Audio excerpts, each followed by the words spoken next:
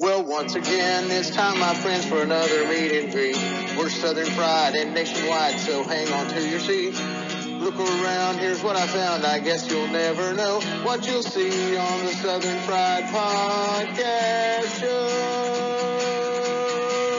Yeehaw!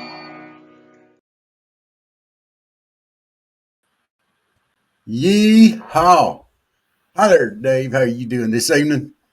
I'm good. It's a beautiful day, a little cooler, right smack dab in the early voting time, and the numbers still continue to grow and climb in the state of Georgia. I hope they're that way around the nation. But I know Tennessee will be reporting numbers quickly. They just started. But everybody I've talked to said, they see long lines. They get through quickly, but they're voting and encouraging other people to go out and vote as well. So it's a good sign. Yes. And as we're getting around here and getting started good in the voting season and cooler weather and everything, we thought we'd have our guest that we had on here a while back. We thought we'd have her back on, going right in here to election time, with Stephanie Harrity, who's running for District 2 in Decatur County, Georgia. That'd be Bainbridge for all you people that's not from this area. So, Dave, we'll say we bring her right on up and we'll let her talk about what she needs to talk about. Absolutely. Let's do it. Hey there, Miss Stephanie. How are you? I'm good, gentlemen. How are you? Well, we're blessed now because you're here. So yeah, we're in a little bit of shock because you called us gentlemen. We like that. We don't get that very often. Now, we're glad to have you here. And the last time you were kind enough to come on, and so you're just part of the family now. And you've been very active, getting as election season is drawing down closer to election day. And we just want to catch up with you and see how things were going on the election trail.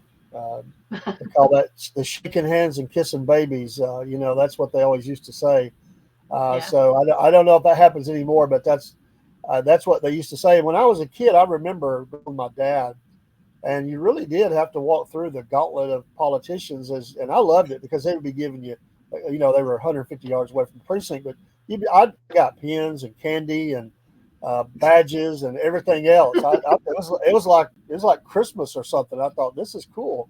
My dad really instilled that in me early, the importance of voting and, to listen to people. He'd stop and talk to people. And I knew they were running for office. I didn't always understand what office because I was a kid, but it's exciting. And I've never ran for office, but I love to talk to politicians because I know it's not always easy, and just see how that's navigating for you as you have getting closer to election day.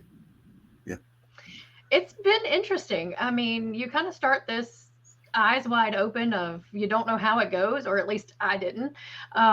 It's been a rabbit hole of learning, and that's a good thing. I think more people should, but it's been very interesting. And I'm not kissing any babies. I mean, it's RSV season. Nobody needs to be kissing babies right now.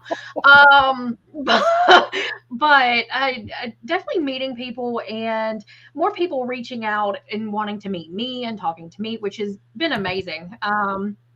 Been well received from a lot of people.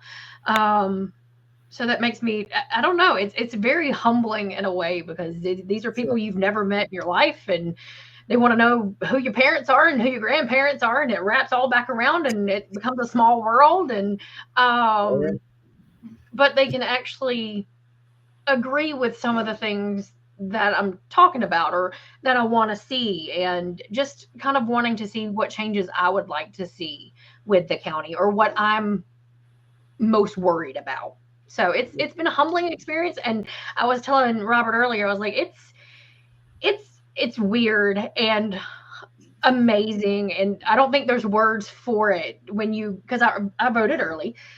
When you go in and vote and you see your name on the same ballot as the next president, regardless of who it is. So it's one of those, this is really real moment. So it's been awesome, honestly. So it's been a great experience. Yeah, and you covered exactly what I was going to ask, what that felt like to see that, because it has to be surreal in Oh some yeah. ways to go in. And that's always a sacred and solemn moment for me anyway, to go vote. And, to see people on your ballot that you have talked to, that you, got to know a little bit. It's like there's a connection there, and that's what you're doing. You're making a connection and building bridges to people. And I guess my next question would be, have you talked to those who they're just finding out who you are, but they have voted for others before, and how did that go? Yes. So again, it's been a lot more. I have not gone door to door. I just didn't feel comfortable with it, and that may shoot me in the foot later. But anyone that's reached out, or I've reached out to them, it's been eye-opening conversations of what they would like to see change. A lot of that is roads, and they're concerned that the county's losing sight of taking care of its people and just wanting the city to kind of take over. So hearing what people are concerned about is great. And it all kind of lines up together of you have to start fixing things where they're broken, not just patching it. So it's been really, really awesome, especially from people I did not think I would ever get a call from or support from, that they're like, you know what, this may be the first time I ever vote for somebody with a D after their name. And I'm like, just think it's delightful. It's fun. That's all I got. But so it's also really awesome that I can talk to these people, and it doesn't matter that I'm female, or I'm only 40, or I'm not a male farmer, or that I'm running on the Democratic ballot. Those things don't matter. What matters is what I'm talking about is resonating with those folks. And so I'm hoping that's something I can follow through on. Yeah, that's great. When you said that, and I listened to your town hall, I was telling you before we went on air, and I know that came up again. And there are those, I think, when when you're on the level that you are, and I know in my area of the state, at one time, all of the politicians, or most of them, were running as Democrat, and as things went more conservative, and that way, every one of them switched parties over to Republican. So there are a lot of people up here that feel like, why do we even have to have that designation in front of the name at this level? And there's a lot of thought about that. I mean, why does my sheriff have to declare that? Why does the commissioner? We don't really care about that. It's when you get up at the state level, and of course in the federal level, that it really it gets a lot of attention. But on the local level like that, there's a lot of people it's not, mostly it's not big to them. They don't really like that. Yeah, and up until so our Board of Education is nonpartisan, and up until this year, our sheriff, clerk of court, coroner, and one more, I don't remember off the top of my head, were all on the Democratic ballot, and they've now switched to independent, which is fun. That's awesome. But yes, I agree. It shouldn't be a partisan. And one of my friends, we at the town hall afterwards, she's like, we need shirts. And I'm like, oh, sweet baby Jesus, why? And she's like, well, why be red or blue when you can be purple? And I'm like, oh, that's actually pretty good. So that's our new slogan on the back end here. Why be red or blue when you can be purple? There you go. I'm gonna go with that. I like it. I was talking to a guy that's from the Dalton area, and there's a guy that runs over there, and of course it's Dalton's a very Hispanic area, and they love the guy that they vote for, and they don't really care what that designation is in front of his name. They just like him, and he catches a lot of grief. I won't name which party, but he catches a lot of grief because he really is insulated from any of that, and they try to force him as a party. And again, I'm not going to say which party. They try to force him into certain things, and he'll say, "No, I'm not going to do that." And they'll say, well, you're turning everybody against you. He said, "Only the politicians." He said, "The people love me." So, right. He runs and he doesn't worry about it, and he continues to get reelected. That's his niche. That's his stronghold, and they go out and try to make other parties try to make inroads there. And they're like, no, We don't care. We like him, and it becomes more about the person than a party, which I Right. like anyway. I really And do. honestly, it should be that way. Yeah. Party Yeah. shouldn't matter at all. Yeah. But yeah, it's been a fun roller coaster. That's great.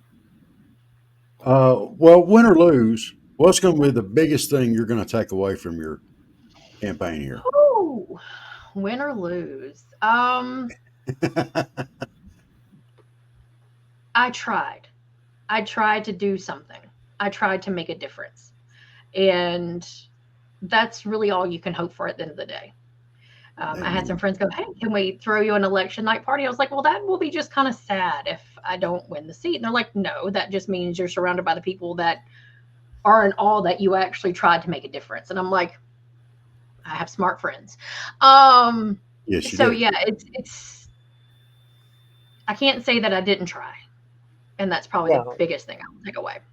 Well, I would just say, hopefully it's a celebration. But if it's not, just maybe take that as a launching pad to the future. That you use all the things you learned and all of those connections you made and put them to use and going forward. And then also you can go sit at those meetings and challenge those who were elected. So, but we're hopefully none of that's going to happen. We'll be celebrating and victory, and you gotta come on with us if you're victorious or however, even the other way.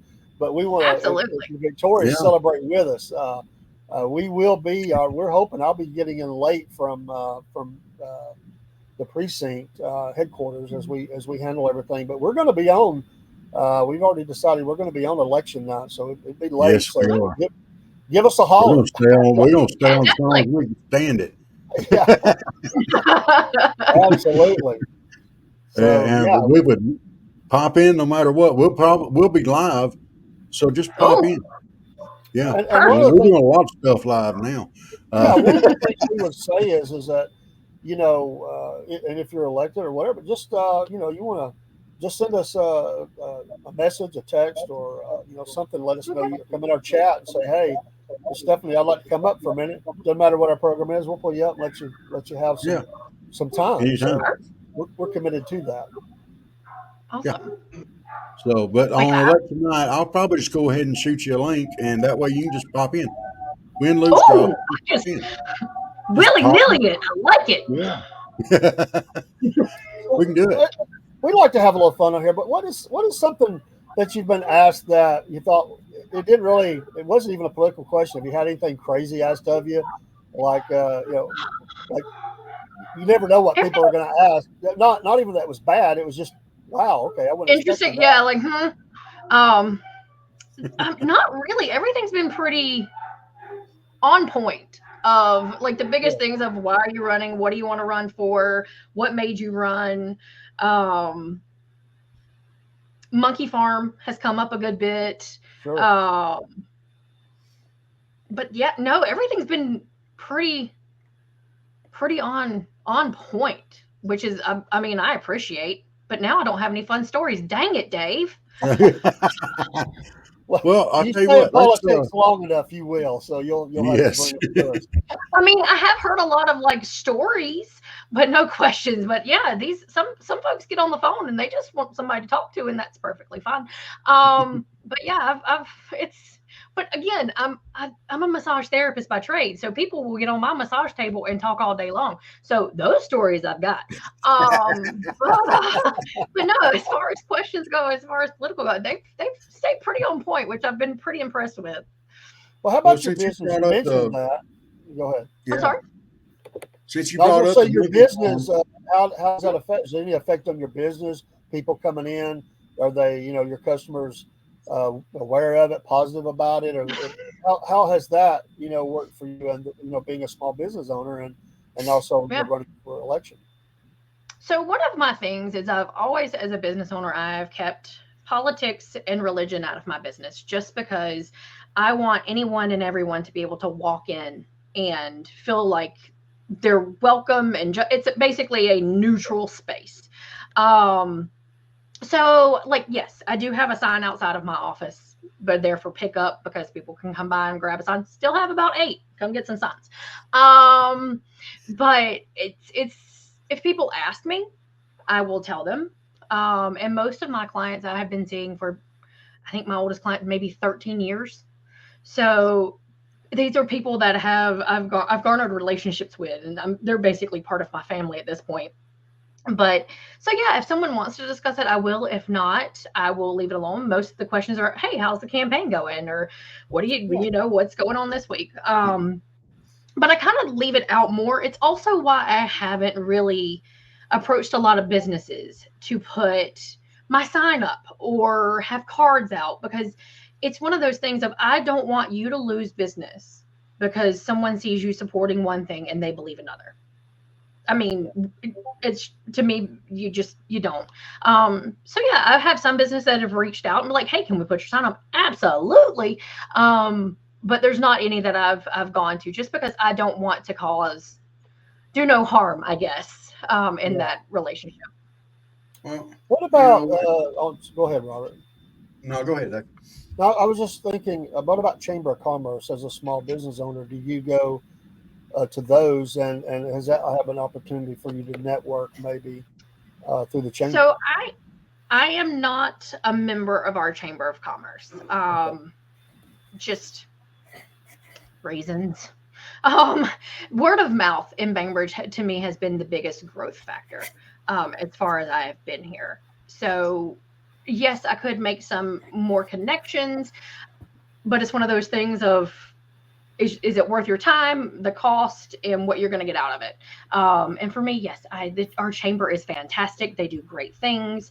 As far as, like, I'm involved with the Humane Society, which is part of the chamber. So but it's one of those things of, even when I volunteer with the Humane Society, I don't wear my pin, because it's one of those things of keeping it separate, because I don't want people to see it as, oh, she's volunteering to spread the word. I just don't want it to be inauthentic, if that makes any sense. Yeah, it does. We can relate to that. I was going to ask something a minute ago and I forgot it, Dave. Go. And I'm the blonde one. No. Well, we're scatterbrained. I'm living proof. I'm living proof that brain cells use hair for snorkels. And so, one thing I was going to bring up earlier with that whole, kissing babies and shaking hands, I'm slightly dyslexic, so I could never run for politics because I would get that backwards. I mean, that's probably not the best idea. Huh? That's not the best idea. No, it's not the best idea. I mean, first time you shook a baby or kissed a hand, it'd be over. So, but you're talking about separating your politics from your work and religion from your work. And that was one of the goals that Dave and I set when we started the podcast here. And we found out eventually that it just doesn't, it's going to come up, and people are going to ask. And we decided that I'm not going to be ashamed of who I am or who I'm voting for or nothing like that. And, but we tell everybody, hey, vote your heart, vote your conscience. And I got a feeling a lot of that is where, you've got that D after your name there. But this is something you've got to look past that. You've got to look and vote your heart and your conscience. Which brings me back to what I was going to ask you. And reiterate on. I know from the first interview where you stand, but I would like for everybody to understand and know where you stand on the primate facility, aka the monkey farm. It should have never been approved. It should have never been even presented the way it was. How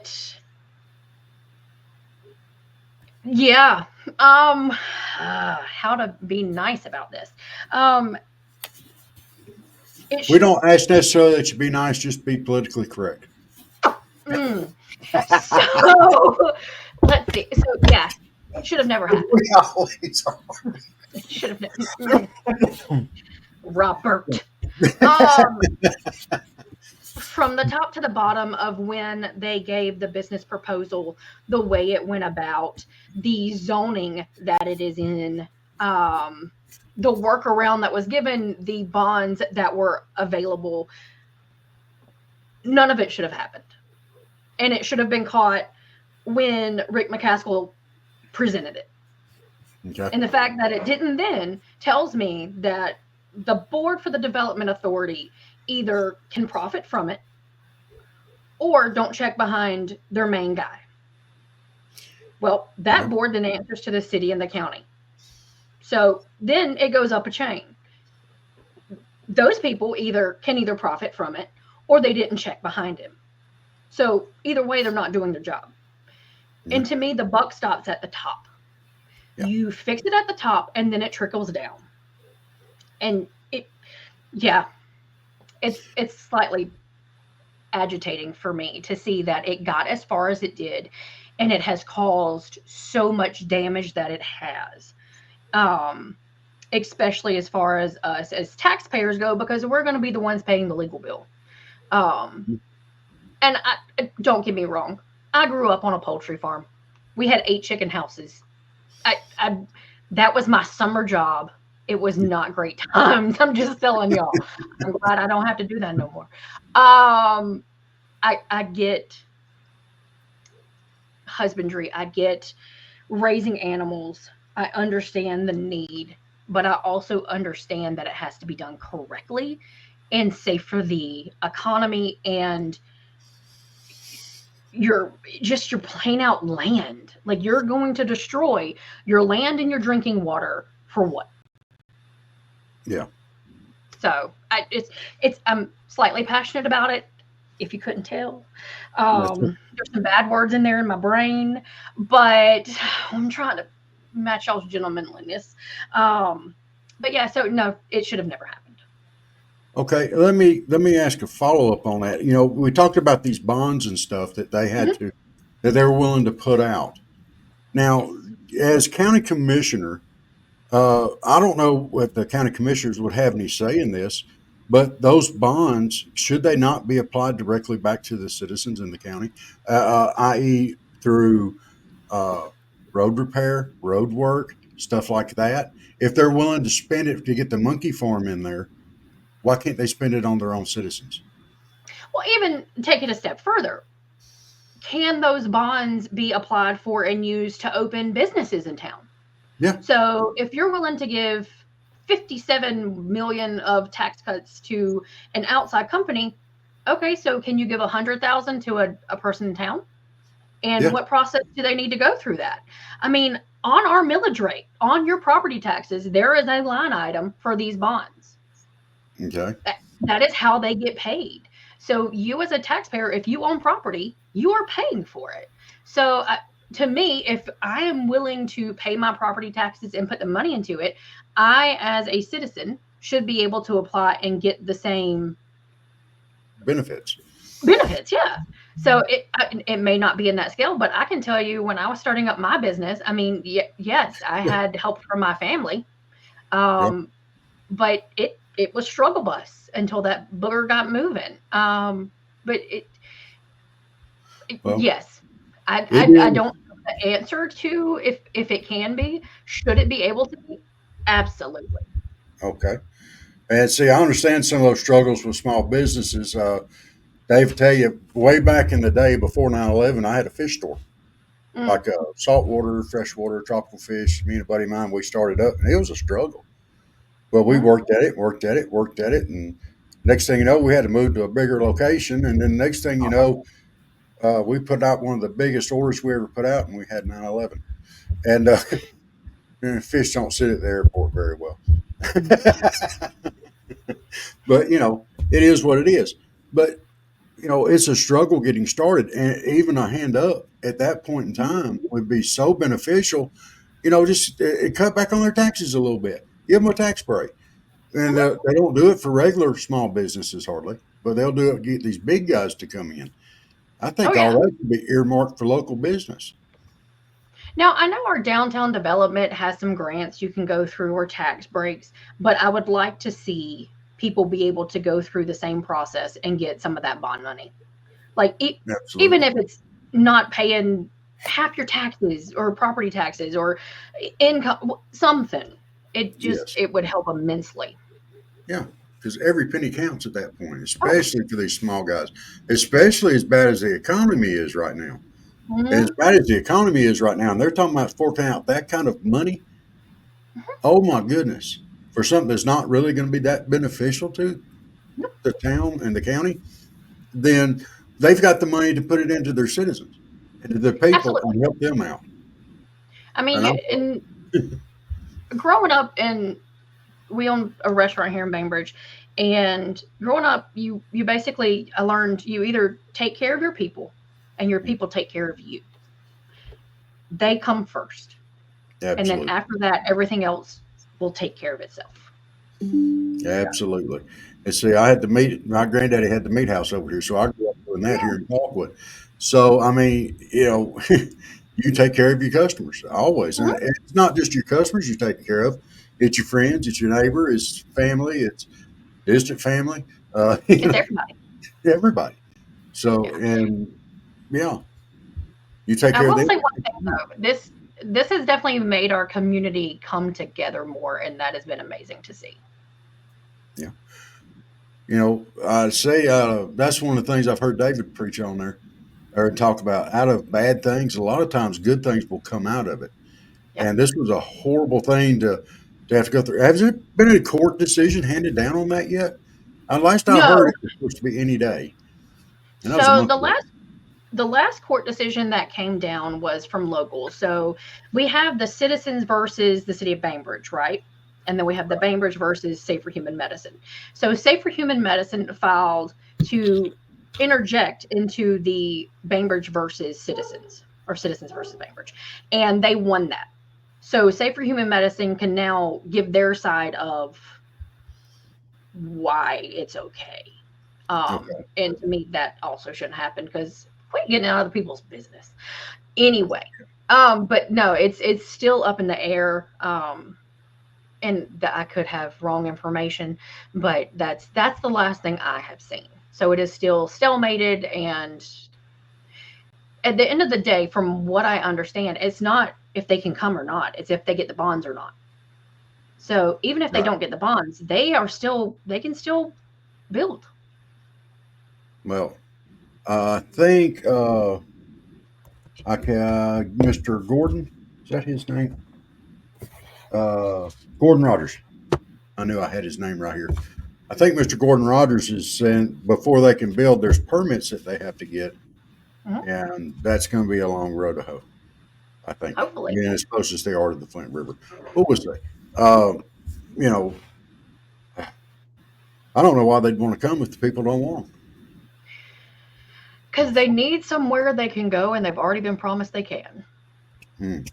I mean, why they didn't pick a place? Why even Decatur County didn't say, okay, sure, but you're gonna have to be out in the county like every other animal Farm. husbandry place is. Like Right. you are in city as the annex in, but you're in city limits. Like Mm-hmm. that's not even zoned correctly. Again, now you're gonna get me upset again, Robert. No, I'm sorry. But yeah, it's And just I want to go into the wastewater management mm, aspect of it then. We'll just leave that out if I've already upset no. you. Oh no, I think from the last thing I read from them is they trust Bainbridge's sewer system. So there isn't, from what I gather from that, there is no primary like pre-treatment gonna go on. It is just let's pump this into our new expanded sewer system. Um, Negative, Ghost Rider. We had to stop that one because right that. yeah. Because Uh-uh. okay, so if you want to expand Bainbridge and you were bringing all these jobs, now you have a sewer system that's tied up with animal feces that we Mm-hmm. can't properly treat. So how are you going to put more people on the sewer system? You can't. Exactly. You, So you want to build these neighborhoods. You want to do all the, are you going to make them have a septic tank, but then still make them pay city taxes for it? Oh, wait, they're already doing that. yeah. Yeah, So, that's something I'd love to see stopped right there. If nothing else, they shouldn't have to pay that. no, they should get a discount. If you're not tied into all your city things, then you shouldn't have to pay it. Mm-mm. No, So, they're making them but if pay it. you want growth, then okay, so we just made this beautiful new waste treatment plant, which is amazing, and we needed it. So you've now taken up all the space. Mhm. And now we can, I think the last time I looked, EPD was we can now dump 1.4 million more. So we're up to like 2.2 million of gallons of treated wastewater. I think it's around there. Don't quote me. So if we cap that out, then how can we have more people? You can't. Exactly. Yeah. My goodness. This is this issue here is the one that originally caught mine and Dave's attention was the monkey farm. Mm-hmm. And it started as a joke, but then it became not a joke anymore. And Yeah. so, wow. Good Okay. times. Yes, yes. But you know what we're going to do? We're going to keep fighting the fight and doing what we got to do. I don't want to, because I'm right down here amongst the two. Not something I want to see either. Um, because I fish over there. I like fishing in Seminole and stuff like that. And Yeah. yeah, I don't want, no, no. You don't want to have to And, fight a speed breakout. yeah. I'm And just, just saying, but and the worst thing about it is they just got the oysters going again down in Apalachicola. As much as I like my Apalachicola oysters, that old saying that plumbers have about crap runs downhill, and that's south of us. And what people don't realize, a lot of people not from here, that's the Flint River. That is what 2,000 feet from where this thing's going to be built, and the Chattahoochee and Spring Creek all run into Make Lake Seminole. When it comes out the other side, it's the Apalachicola River, and it runs all the way to the Gulf. yep, So something happened up here, it's all going that way. absolutely. Man, With no safeguards. with no safeguards, just trust what Bainbridge has. We're not going to Exactly. pre-treat nothing. So that's and there was no transparency from the previous commissioners on this when all this was going down the pipe. And so, and you're saying you want transparency in everything that Oh, the yes. county commissioners do, and I think that is wonderful. And it's because of things like this. Absolutely. And I think people have lost their trust in their elected officials, which hurts worse because we know these people. Um, and the only way you're going to get it back is if this is why we came to this decision, this is why we need it, and this is the process we went through. You're not going to please everybody. Somebody's going to disagree with it. Somebody's going to have a better opinion or a worse opinion. But I think when people see the process you went through to get there. So the last county commissioner I was in, they spent about $100,000 in 5 minutes on 2 new pieces of equipment. Now, I don't know why that equipment was needed. It may have been discussed in another, but to me, if you're going to approve something, you go, this is why we're approving it. And this is where those funds are coming from. Not, oh yeah, just approve it. I think when you go into executive session, you need to give as much recap as you can after those sessions. I get some legalities can't be discussed if it's an ongoing lawsuit or whatever, but I think you, as a group, should have to come out and you should have to go, hey, this is what we talked about. This is what we can give you. Yeah. It's just people feel a lot better when they can see you're being honest with them. And right now, are we supposed to take you at your word? Because we did, and it was a mistake. Yeah. So good, bad, or ugly, at least own up to it and be transparent about it. Right. At least you go home at night, look yourself in the mirror, or look your constituents in the face and say, "Hey, I thought it was the right decision. Turned out it wasn't. I'm sorry. Right. I'll try to do And this better." is right, and this is what we're going to do, or what would you like to see? Mm-hmm. Wow. Well, I think that would be absolutely wonderful. Get the transparency on it, to be open about it. Now, I want to be clear. You called his name. I'm going to go. Rick, what's his last name? You called McCaskill? him. Yes, you called his name. Now he is over he is the development over county development. Is that correct? He is the executive over the Development Authority Board. So Yeah. basically, he is the board's representative. Okay. He is the one tasked with finding industries and whatnot coming into Bainbridge. He is also the one that just petitioned and it was approved for 300 and some odd more acres to go heavy and light industrial right by the proposed monkey farm site. Why? Well, that's a question. Who wants to work next to the monkey farm? So Anovion is the battery company that is going there as well. And they have, this would be the third or fourth plant. Now they have filed all their EPD, EPA stuff. All the plants that they have currently are working under standard. So that means they're meeting it and making it better. So yes, lithium battery has a very bad connotation to it. But if you do it and do it correctly, then I got no issues. And they have ticked every box. Now, it was said that they needed more room. I don't know why, because they might have broken ground by now. But it was said they needed more room, hence that. So, but here's the problem. I emailed when the first time he tried to rezone, and I still haven't received an email back of, hey, I just want to verify that your numbers on your website are correct. Because if I put out any information, I want it to be truthful. So on their website, it said that there were over 1,700 acres of developmental land available all across all 3 industrial parks. So why do you need 300 and some odd more beside the monkey farm? Why are we not utilizing what we have? That would make sense. So I've not received a response, but Rick said they only had 100 acres. So there's a large disparity there between those two numbers. Which one's right, Rick or your website?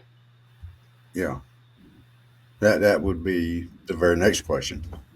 I mean, I also didn't make any friends probably in my town hall when I said that anybody on a board that has vested interest and can make a profit either needs to recuse themselves of that decision or they need to step off the board.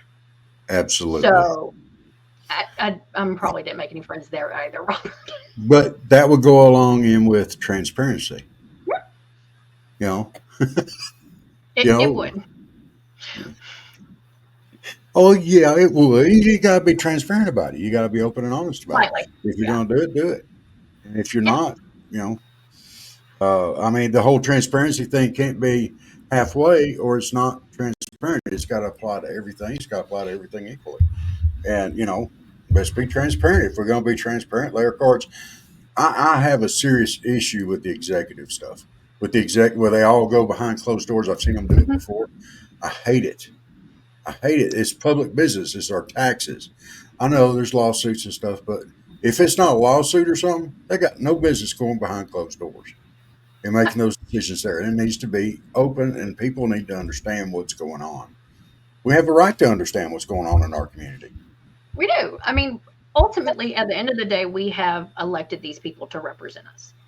Not only are these people elected to represent us, but they're also appointing every person on a board that's on your property taxes. These people control your millage rates with their budgets. Yeah.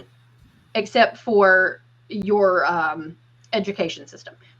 They're elected. But everybody else is appointed by your county commissioners and your city council. Wow. Every one of them. Yeah. So it's voting for your county commissioner is important. So everybody here in Decatur County, over in District 2, we need all y'all to get out and vote. You need to vote for Miss Stephanie Harrity here for District 2 County Commissioner. I'm just saying, y'all need to get on out there and do it. Let's just go do it. Let's see what's going on. I mean, there can't be change unless we affect it.